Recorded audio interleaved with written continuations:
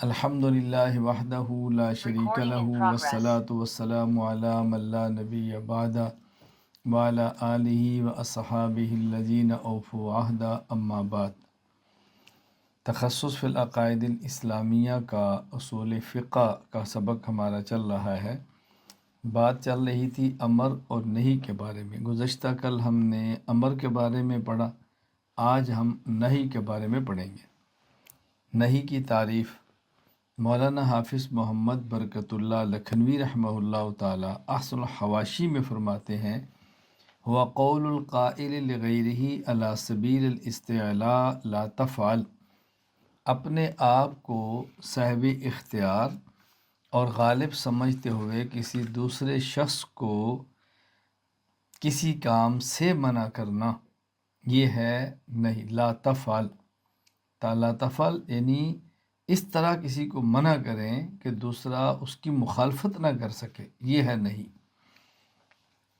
اس کی مثال سورہ بنی اسرائیل آیت نمبر 23، وَلَا تَقْرَبُوا الزِّنَا إِنَّهُ كَانَ فَاحِشَةً وَسَاءَ سَبِيلًا، اللہ تعالیٰ نے زنا سے منع فرمایا ہے۔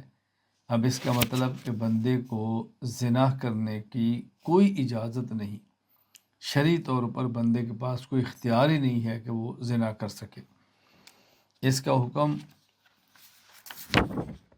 ان موجبہ التحریم الا اذا قام الدلیل علی خلافہ، نہیں کا حکم یہ ہے کہ جس چیز سے منع کر دیا جائے اس کا کرنا حرام ہے، ہاں اگر اس تحریم اور حرمت کے خلاف کوئی قرینہ اور دلیل موجود ہو۔ جس طرح ہم نے گزشتہ کل کہا تھا کہ امر کا اصل حکم یہ ہے کہ جس چیز کا حکم دیا جائے اس کا کرنا ضروری اور واجب ہوتا ہے، ہاں اگر کوئی قرینہ اور دلیل ایسی پائی جائے کہ جیسے ثابت ہو کہ واجب اور ضروری نہیں تو بات الگ ہے۔ اسی طرح نہیں، جب کسی سے منع کیا جائے تو یہ حرام کے درجے میں اس کا کرنا جائز نہیں ہوتا، الا یہ کہ وہاں کوئی ایسا قرینہ کوئی دلیل موجود ہو کہ جیسے ثابت ہو کہ اس کا کرنا حرام نہیں ہے، مکروہ ہے، ناپسندیدہ ہے، نامناسب ہے، لیکن حرام کے درجے میں نہیں ہے۔ فائدہ یہاں ذہن نشین فرما لیں کہ 4 چیزیں ہیں۔ نمبر 1 النہی، نمبر 2 ناہی، نمبر 3 منہی، نمبر 4 منہی عنہ۔ نہی کا معنی ہوتا ہے روکنا، ناہی کہتے ہیں روکنے والا، اس میں فاعل۔ منہی کہتے ہیں جس کو روکا جائے، اور منہی عنہ جس سے روکا جائے۔ جیسے لا تقربوا الزنا، اب لا تقربوا الزنا روکنا یہ نہیں ہے، اور نہیں کا صیغہ ہے۔ کس نے روکا ہے؟ اللہ تعالیٰ نے۔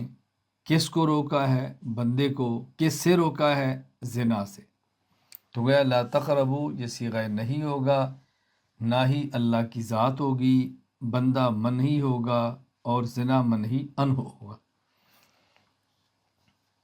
یہاں یہ بات ہم اچھی طرح ذہن نشین کر لیں کہ اللہ تعالیٰ جب بھی کسی چیز سے منع کرتے ہیں، رسول اکرم صلی اللہ علیہ وسلم جب بھی کسی چیز سے منع کریں تو اس کا معنی یہ ہے کہ اس میں کوئی قباحت اور برائی موجود ہے۔ اللہ کی ذات اور رسول اکرم صلی اللہ علیہ وسلم کا کسی چیز سے منع کرنا اس چیز کے اندر عیب اور برائی کی دلیل ہے، اس لیے کہ اللہ کی ذات حکیم ہے، رسول اللہ صلی اللہ علیہ وسلم کی ذات حکیم ہے، اور اللہ تعالیٰ خیر خواہ ہیں، بندے سے محبت فرماتے ہیں، اللہ کے رسول صلی اللہ علیہ وسلم محبت فرماتے ہیں۔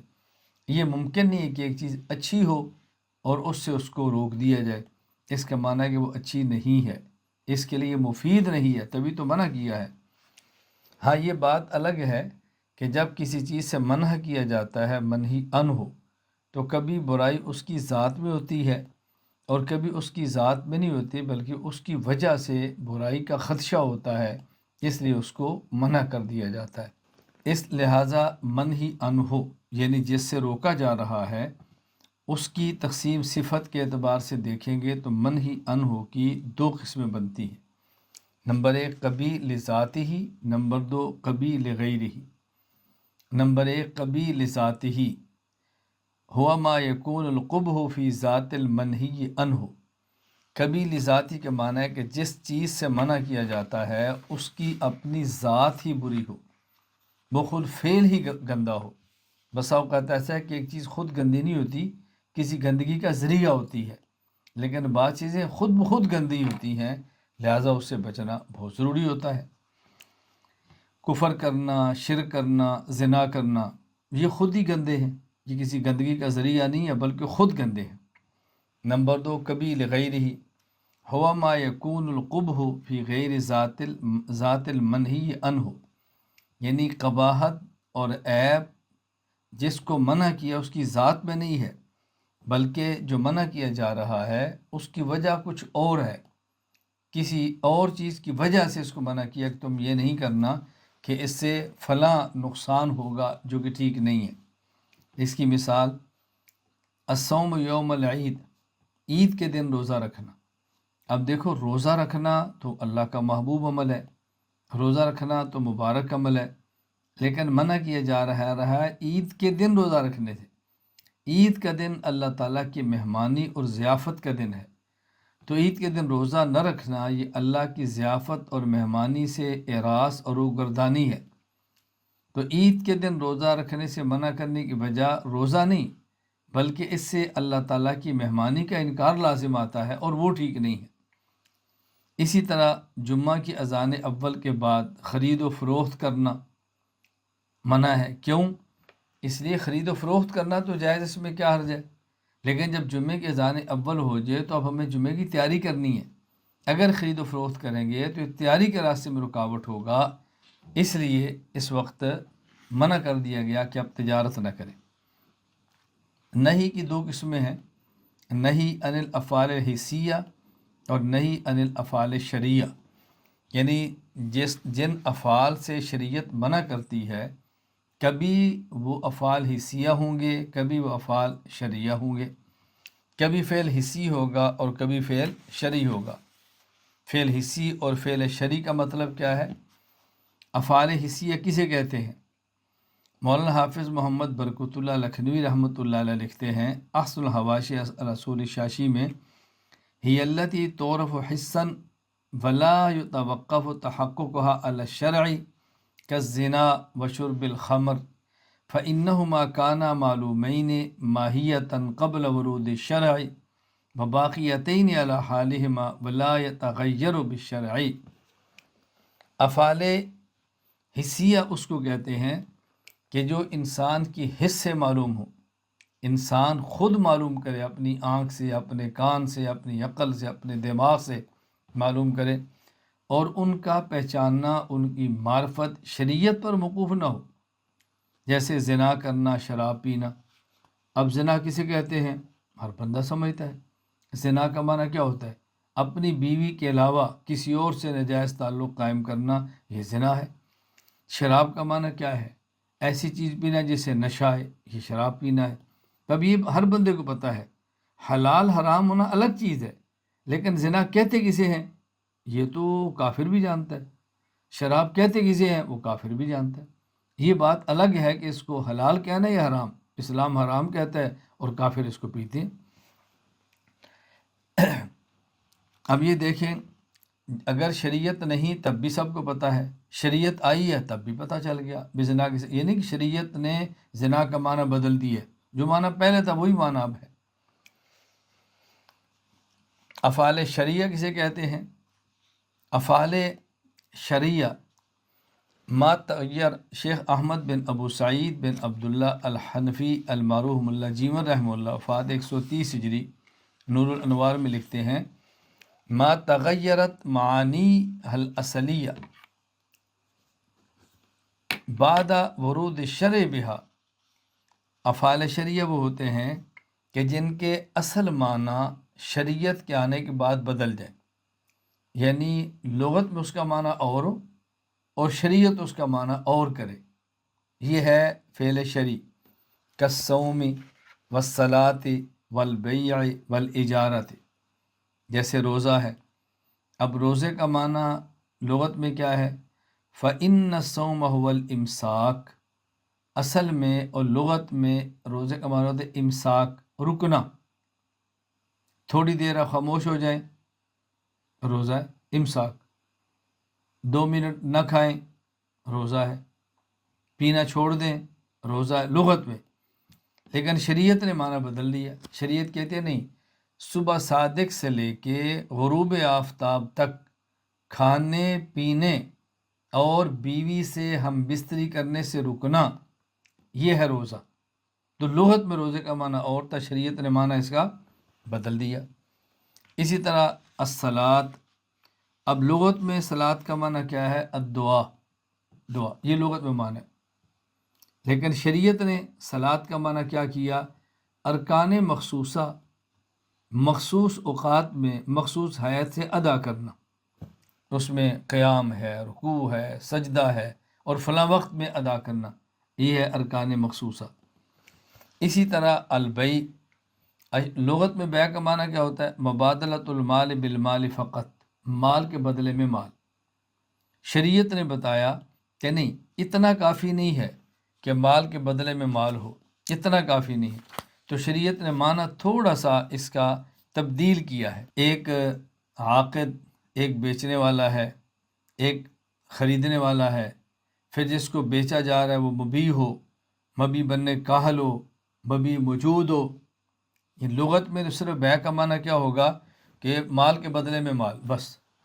شریعت کہتی ہے ایک بیچنے والا ہو، ایک خریدنے والا ہو، اور جس کو بیچا جا رہا ہے وہ چیز موجود ہو، تفصیلات بیان کی ہیں۔ اسی طرح اجارہ، اب لغت میں اجارہ کا معنی کیا ہوتا ہے؟ مبادلۃ المال بالمنافع، مال کے بدلے میں مال نہیں ہے، مال کے بدلے میں منافع ہے، بس۔ مال منافع کے بدلے میں ہے، مال کے بدلے مال نہیں، مال ہے منافع کے بدلے میں، یہ ہے اجارہ۔ شریعت نے اس میں بتایا ایک مستاجر ہوتا ہے اور ایک آجر ہوتا ہے، ایک اس کی اجرت ہوتی ہے، پھر ایک مخصوص مدت ہوتی ہے۔ جس طرح آپ کہتے ہیں نا، بھئی میرا سامان فلاں جگہ تک چھوڑ کر آؤ تو میں تمہیں اتنے پیسے دوں گا۔ یہ بندہ سامان چھوڑ کر آتا ہے تو پیسے لیتا ہے، تو اس نے جو پیسے لیے ہیں اس نے بدلے میں کوئی چیز تو نہیں دی نا، بدلے میں اس کی محنت ہے، اس محنت کے بدلے اس نے پیسے لے لیے، تو منافع کے بدلے میں۔ تو شریعت نے کچھ تفصیلات بیان کی ہیں۔ تو خیر، افعال شرعیہ کا معنی کیا ہوتا ہے کہ جہاں لغت میں معنی اور ہو، شریعت اس کا معنی تبدیل کر دے۔ اب ایک ہے نہی عن الافعال الحسیہ اور ایک ہے نہی عن الافعال الشرعیہ۔ ان میں نتیجہ کیا نکلے گا؟ افعال حسیہ سے روکا جائے تو نتیجہ کیا ہوگا، افعال شرعیہ سے روکا جائے تو نتیجہ کیا ہوگا؟ یہ اصل میں بتایا ہی جا رہا ہے کہ جب ہم کہتے ہیں ایک چیز کبھی لعین ہی ہے، ایک کبھی لغیر ہی ہے، کہاں کبھی لعین ہی ہوگا، کہاں کبھی لغیر ہی ہوگا۔ اگر افعال شرعیہ سے، اگر شریعت مطہرہ افعال حسیہ سے منع کرے تو یہ نہیں قبیح لعینہ پر محمول ہوگی۔ ہاں، اگر اس کے خلاف کوئی قرینہ، کوئی دلیل موجود ہو، یعنی اگر ایسا فعل ہو جو حس سے معلوم ہو اور شریعت منع کرے تو اس کا معنی ہوگا یہ بذات خود اس کی ذات کے اندر کوئی برائی ہے۔ ہاں، الا کہ اس کے خلاف کوئی دلیل موجود ہو جس سے پتہ چلے کہ اس کی ذات میں برائی نہیں ہے بلکہ برائی کا ذریعہ ہے، کسی اور وجہ سے اس کو برا کہا جا رہا ہے، یہ خود برا نہیں ہے، کوئی اور وجہ ہے اس کو برا کہنے کی۔ اس کی مثال سمجھیں، جیسے شریعت نے زنا سے منع کیا۔ اب زنا فعل حسی ہے، کیوں؟ زنا کا معنی کیا ہوتا ہے؟ علاج الفرج فی غیر المحل۔ زنا کا لغت میں معنی ہوتا ہے کہ کوئی آدمی ہم بستری ایسی جگہ سے کرے جہاں اس کو نہیں کرنی چاہیے، یہ ہے اصل میں زنا۔ توجہ سے بات سمجھیں، یہ ہے زنا۔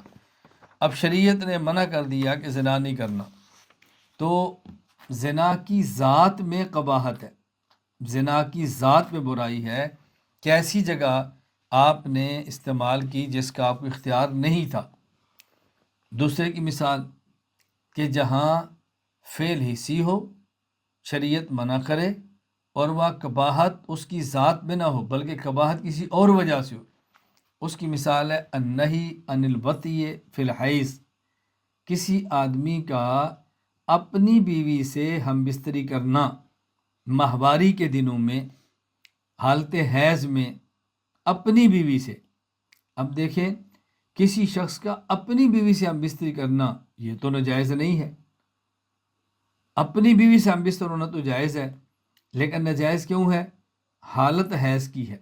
اور قرآن کریم میں ہے وَيَسْأَلُونَكَ عَنِ الْمَحِيضِ قُلْ هُوَ أَذًى فَاعْتَزِلُوا النِّسَاءَ، کہ یہ آپ سے سوال پوچھتے ہیں کہ حالت حیض میں عورت کے پاس جا سکتے ہیں کہ نہیں.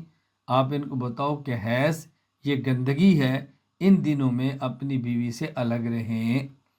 تو جو حالت حیض میں شریعت نے مرد کو عورت کے ساتھ ہم بستر ہونے سے منع کیا ہے، اب اپنی عورت سے ہم بستر ہونا، وطی کرنا، یہ تو حسی فعل ہے. یہ تو شریعت کے آنے سے پہلے بھی بندے کو پتہ تھا کہ اپنی بیوی سے ہم بستری کرنے کو وطی کہتے ہیں، لیکن شریعت نے منع کیا کہ حالت حیض میں تم نے نہیں کرنا. اب جو شریعت نے اسے منع کیا، اپنی بیوی سے ہم بستر ہونا یہ برا نہیں ہے، حالت حیض میں ہم ہونا برا ہے. کیوں؟ یہاں وجہ ہم بستر ہونا نہیں ہے بلکہ حالت حیض ہے، اور وہ چونکہ گندگی ہے لہٰذا اس سے شریعت نے منع کر دی ہے. تو یہ قبی لغیر ہی ہے. شیخ احمد بن ابی سعید بن عبداللہ الحنفی المعروف ملا جیمر رحمہ اللہ وفات 130 نور الانوار میں یہی بات فرماتے ہیں فَالنَّهْيُ عَنْ هَذِهِ الْأَفْعَالِ عِنْدَ الْإِطْلَاقِ وَعَدْمِ الْمَوَانِعِ يَقَعُ عَلَى الْقُبْحِ لِعَيْنِهِ، کہ جب شریعت فعل حسی سے منع کرے تو اس وقت وہ نہیں جو ہوگی وہ قبح لعین ہی پر ہوگی، الا اذا قامت دلیل الی خلافہ، ہاں اگر دلیل قبح العینی کے خلاف موجود ہو، کالوطئی حالت الحیض حرام لغیرہ ما انہ فعل حسی لقیام الدلیل، باوجود ہے کہ فعل حسی ہے لیکن پھر بھی یہ نہیں قبول عین ہی پر معمول نہیں بلکہ قبول غیر ہی ہے.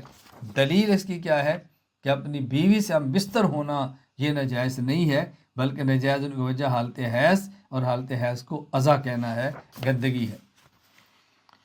نہی عن الافعال الحسیہ کا حکم کیا ہے؟ امام نظام الدین ابو یعقوب اسحاق بن ابراہیم الخراسانی رحمہ اللہ وفات 335 ہجری اصول الشاشی میں فرماتے ہیں ان یکون المنہی عنہ ہوا عین ما ورد علیہ النہی فیکون عینہ قبیحا فلا یکون مشروعا اصلا. منہی عنہ بعین ہی وہی چیز ہے جس پر نہیں وارد ہوئی ہے، اس لحاظ سے منہی عنہ کی ذات میں قباحت ہے، لہذا یہ منہی عنہ کسی حالت میں بھی حلال نہیں ہوگا. یعنی جس طرح زنا کرنا کسی حال میں بھی حلال نہیں ہے، یہ نہی عن الفعل الحسی ہے. کسی شخص کا ہم بستری اپنی بیوی سے حالت حیض میں کرنا یہ کسی حال میں بھی حلال نہیں ہے. کیوں؟ یہ نہی عن الفعل الحسی ہے. ایک ہے نہی عن الافعال الشرعیہ. نہی عن الافعال الشرعیہ کسے کہتے ہیں؟ اگر شریعت مطہرہ افعال شرعیہ سے منع کرے تو یہ نہی قبح لغیر ہی پر معمول ہوگی، یعنی جس فعل کو شریعت نے تسلیم کیا کہ یہ فعل ہے وہ حرام نہیں ہو سکتا، وہ جائز ہوگا. اگر اس میں قباحت آئی ہے، اگر وہ ناجائز ہو رہا ہے، اس کی وجہ کچھ اور ہوگی، یہ خود فعل نہیں ہوگا. شریعت اسی کو فعل شمار کرے گی کہ جو فعل ٹھیک ہوگا، جو غلط ہوگا اس کو شریعت کوئی ایک اچھا فعل کیوں شمار کرے گی. یہ بات اچھی طرح ذہن نشین فرما لیں. یعنی افعال شرعیہ جب بھی کبھی ہوں گے کبھی لغیرہا ہوں گے. ہاں اگر کوئی دلیل ایسی آ جائے کہ جس سے پتہ چلے کہ یہ خود فعل ہی کبھی ہے تو پھر بات الگ ہے. پہلے کی مثال سمجھیں، النہی عن الصوم فی یوم العید، عید کے دن روزہ رکھنا شریعت نے کہا جی منع ہے. اب صوم یہ فعل شرعی ہے. کیوں؟ شریعت کے آنے سے پہلے صوم کا معنی تھا الامساک، مطلق امساک. شریعت نے بتایا کہ روزہ ہر امساک کو نہیں کہتے بلکہ صبح صادق سے لے کے غروب شمس تک کھانے اور پینے اور اپنی بیوی کے پاس جانے سے رکنا یہ ہے روزہ، لہذا فعل حسی ہے. شریعت نے کہا عید کے دن تم نے روزہ نہیں رکھنا. اب چاہیے یہ تھا کہ جو فعل شرعی سے منع کیا جا رہا ہے تو یہ اب یہ قبول عین ہی نہیں بلکہ قبول غیر ہی ہے. کیوں؟ روزہ منع نہیں ہے، عید کے دن روزہ رکھنا منع ہے، تو قباحت عید کے دن روزے کی وجہ سے ہے کہ عید کا دن اللہ کی مہمانی کا دن ہے، تو اگر اس دن روزہ رکھیں گے تو اللہ کی مہمانی سے اعراض ہوگا اور یہ ٹھیک نہیں ہے.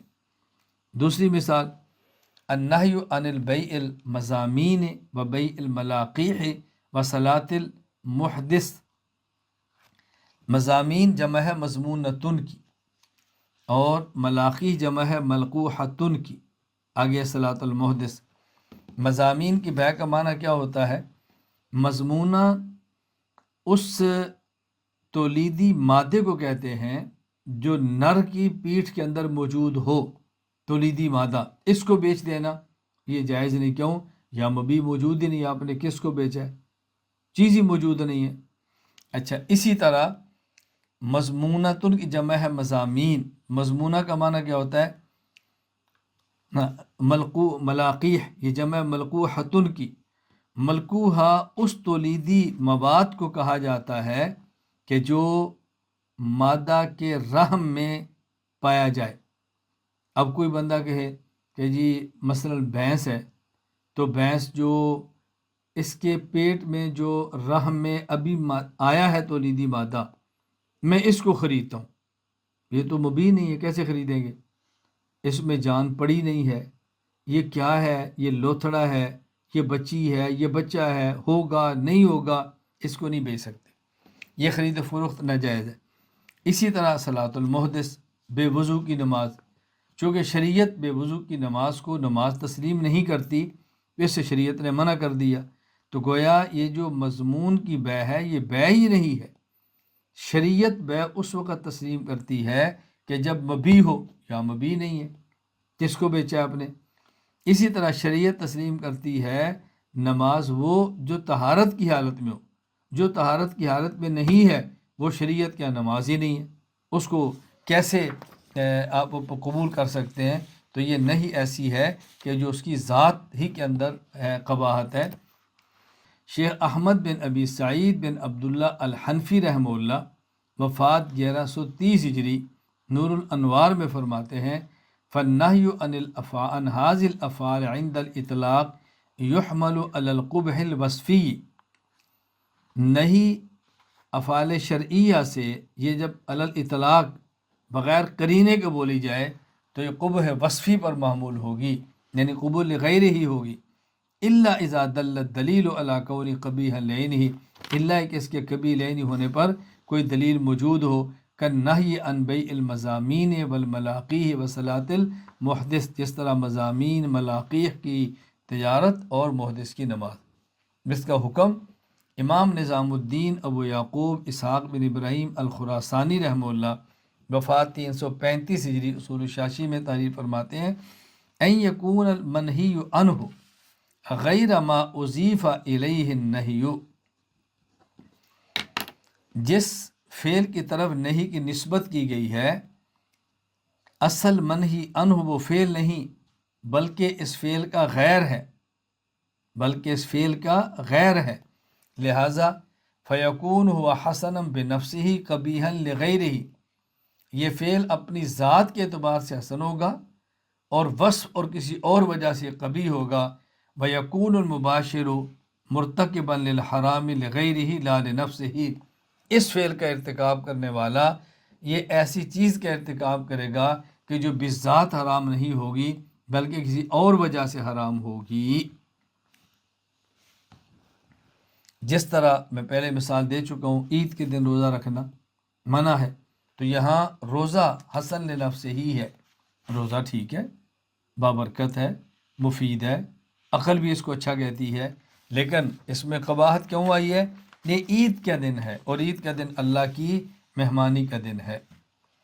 یہاں آخر میں گفتگو سماعت فرما لیں، جس طرح کہ میں نے شروع میں کہا تھا کہ نہیں کو جب بغیر قرینہ کے استعمال کیا جائے علی الاطلاق، تو اس وقت اس کا حکم حرام ہونے کا ہے کہ جس سے منع کیا جائے اس کا کرنا حلال نہیں ہوگا بلکہ حرام ہوگا. ہاں اگر اس کے خلاف قرینہ کوئی دلیل موجود ہے تو ہم کہہ سکتے ہیں یا نہیں حرام ہونے کے لیے نہیں ہے بلکہ کراہت ہے، نامناسب ہے، اس کا حکم یوں ہے۔ میں اس کی چند ایک مثالیں دیتا ہوں۔ کبھی نہیں کراہت ناپسندیدگی کے اظہار کے لیے آتی ہے، جس طرح صحیح بخاری حدیث نمبر 153 موجود ہے۔ حضرت امام ابو عبداللہ محمد بن اسماعیل بخاری رحمہ اللہ وفات 256 ہجری حدیث لاتے ہیں۔ حضرت عبداللہ بن ابی قتادہ اپنے والد ابو قتادہ رضی اللہ عنہ سے روایت کرتے ہیں، رسول اللہ صلی اللہ علیہ وسلم فرمایا، اذا شرب احدکم فلا يتنفس فی الاناء واذا اتى الخلاء فلا يمس ذکرہ بیمینہ، کہ جب تم میں سے کوئی ایک شخص پانی پیے تو برتن کے اندر سانس نہ لے، برتن کے اندر سانس نہ لے گلاس کے اندر۔ اسی طرح جب کوئی شخص بیت الخلاء میں جائے تو وہ دائیں ہاتھ کے ساتھ اپنی شرمگاہ کو نہ چھوئے، یعنی استنجا بائیں ہاتھ سے کرے، دائیں ہاتھ سے نہ کرے، دائیں ہاتھ سے شرمگاہ کو نہ چھوئے۔ اب دیکھو شریعت نے منع کیا ہے نا، کس بات سے؟ شریعت منع کر رہی ہے کہ آدمی پانی پیے تو اندر سانس برتن کے نہ لے، نہیں ہے۔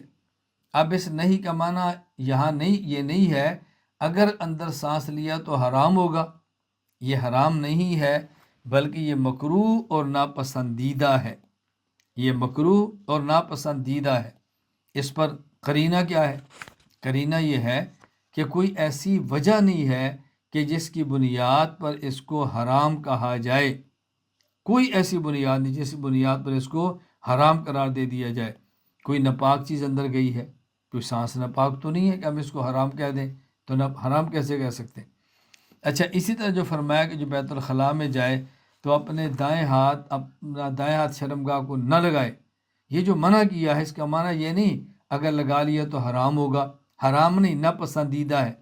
ناپسندیدہ ہونے پر دلیل وہ ابو داؤد شریف کی حدیث موجود ہے کہ رسول اکرم صلی اللہ علیہ وسلم سے پوچھا گیا، حضرت طلق بن علی رضی اللہ عنہ فرماتے ہیں کہ رسول اللہ صلی اللہ علیہ وسلم خدمت میں حاضر ہوئے تو ایک آدمی دیہاتی سا لگتا تھا، اس نے رسول اکرم صلی اللہ علیہ وسلم سے سوال کیا، کیا سوال؟ یا نبی اللہ ما تری فی مس الرجل ذکرہ بعد ما یتوضا، اگر کوئی شخص وضو کرنے کے بعد اپنی شرمگاہ کو ہاتھ لگا لے تو وضو ٹوٹ جائے گا یا نہیں؟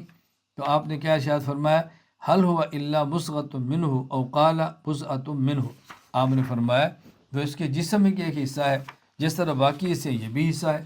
تو اب دیکھیں رسول اللہ صلی اللہ علیہ وسلم نے اس کو باقی حصوں کی طرح شمار فرمایا اور ہاتھ لگانے سے وضو نہ کرنے کا حکم صادر فرمایا، تو اس کا معنی یہ ہے کہ اس کو ہاتھ لگانا حرام نہیں ہے، مکروہ ضرور ہے، ناپسندیدہ ہے۔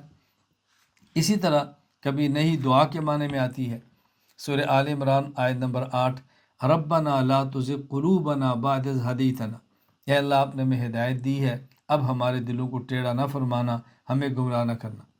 اب یہ جو ہم اللہ تعالیٰ کہہ رہے ہیں لا تزغ قلوبنا، اے اللہ ہمارے دلوں کو ٹیڑھا نہ کرنا، یہ نہیں ہو رہی ہے نا، ہم دلوں کو ٹیڑھا کرنے سے اللہ کو کہہ رہے ہیں، تو ہم اللہ کو حکم تو نہیں دے رہے نا کہ اگر اللہ نے ٹیڑھا کر دیا تو اللہ کے لیے حرام ہوگا، نہیں، یہ تو دعا ہے۔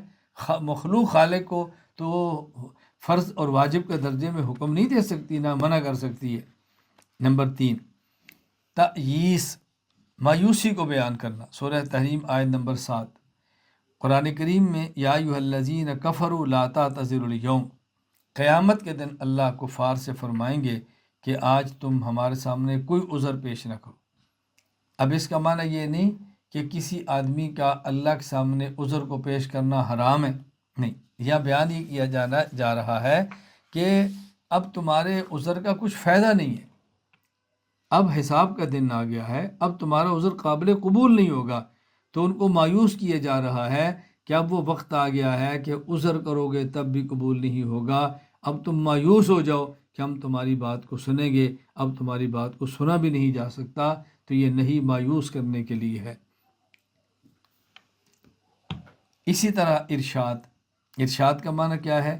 دنیاوی امور میں معاشرتی رہنمائی کے لیے بسا اوقات نہیں آتی ہے، سورۃ المائدہ آیت نمبر 101، یا ایھا الذین آمنوا لا تسألوا عن اشیاء ان تبد لکم تسؤکم، اے ایمان والو وہ سوالات نہ کیا کرو اگر تمہیں بتا دیے جائے تو تمہیں تکلیف ہو۔ تمہیں ناپسندیدہ ہوں۔ اب یہ نہیں کا معنی یہ نہیں ہے کہ جب بھی کوئی تمہاری منشا کے خلاف سوال ہو تو سوال کرو ہی نہ، ایسا سوال کرنا حرام ہے، یہ نہیں تو نہیں ہے۔ کیوں؟ آدمی جو بھی مسائل پوچھتا ہے ان میں بہت سارے مسائل ایسے ہوتے ہیں جو بندے کی خواہش کے خلاف ہوتے ہیں، بندے کے نفس کو پسند نہیں ہوتے، بندے کے مزاج کے موافق نہیں ہوتے، تو اس کا معنی یہ کیا ہوگا؟ اگر یہ نہیں ہو حرام کے لیے تو اس کا معنی ہوگا کہ ہر وہ سوال جس سے جواب ملنے سے تمہیں تکلیف ہو پوچھنا ہی نہیں چاہیے، حالانکہ ایسی بات نہیں ہے۔ یہاں یہ بتانا مقصود ہے کہ ایک معاشرتی اصول ہے کہ بلا ضرورت باتیں نہ پوچھا کرو، بلا ضرورت باتیں نہ پوچھو، اس سے بندے کو پھر تکلیف ہوتی ہے۔ میں اس کی کئی مثالیں دیتا ہوں۔ مثال کے طور پہ ایک شاگرد کو استاد بلائے یا کسی مرید کو شیخ بلائے کہ کل بیٹا آنا، اب اس کو چاہیے آ جائے، وہ آگے کیا سوال کرتا ہے؟ استاد جی آپ کے لیے کھانا بھی لیتا ہوں؟ جی کہتا ہے لیتے آؤ۔ استاد جی کیا لاؤں؟ وہ کہتا ہے دیسی گھی میں پکا ہوا بکرا لے آؤ۔ استاد جی میں تو نہیں لا سکتا، یہ تو پھر پوچھا کیوں تھا؟ یہ ہے بلا ضرورت سوال۔ بھائی جب کہا آ جاؤ تو آپ آ جاؤ، اگلے جب سوالات شروع کریں گے تو پھر آپ کو اس سے بعد میں تکلیف ہوگی نا۔ اب قرآن نے منع کہ ایسے سوالات نہ کرو کہ جس کے جواب ملے تو تمہیں پھر تکلیف ہو، تو بعض لوگ بلا ضرورت سوالات کرتے ہیں۔ میں بطور مزاح کے کہا کرتا ہوں کہ ایک ساتھی امریکہ سے آ رہے تھے تو مجھے ان نے فون کیا کہ میں حضرت امریکہ سے آ رہا ہوں، تو اگر یہاں سے آپ کو چیز چاہیے تو مجھے فرمائے میں لیتا ہوں۔ میں نے کہا جزاک اللہ، آپ تشریف لے آنا کافی ہے، نہیں آپ کو کچھ بھی چاہیے تو لیتے ہیں۔ تو میں نے کہا آپ ڈالر لیتے ہیں۔ اب وہ مسکرانے لگ گئے۔ میں نے کہا مسکراتے کیوں ہیں؟ اگر میں آپ سے کہوں گا شیمپو وہ تو یہاں بھی ہے، صابن وہ تو یہاں بھی ہے، ڈرائی فروٹ وہ یہاں بھی ہے، جو چیز میں آپ سے وہ تو ہمارے پاس ملتی ہے نا، یہ ڈالر وہاں بنتا ہے یہاں نہیں بنتا، تو یہاں نہیں بنتا۔ میں نے کہا وہ لیتے ہیں۔ اب آپ خاموش ہو گئے۔ تو میں نے کہا میں نے آپ سے کہا تھا لیتا ہو، میں تو کچھ بھی نہیں کہا۔ میں جب آپ سے کہہ رڑانے تو آپ سکون سے آ جاؤ۔ تو قرآن کہتا ہے لا تسألوا شیئا تبد لکم تسؤکم، یہ غیر ضروری باتیں نہ پوچھو کہ جب تمہیں جواب ملے تو پھر تمہیں تکلیف ہو۔ اللہ تعالی ہم سب کو اصول فقہ پڑھنے کی، سمجھنے کی، پڑھ اور سمجھ کر امت میں پھیلانے کی توفیق عطا فرمائے۔ وآخر دعوانا ان الحمد للہ رب العالمین۔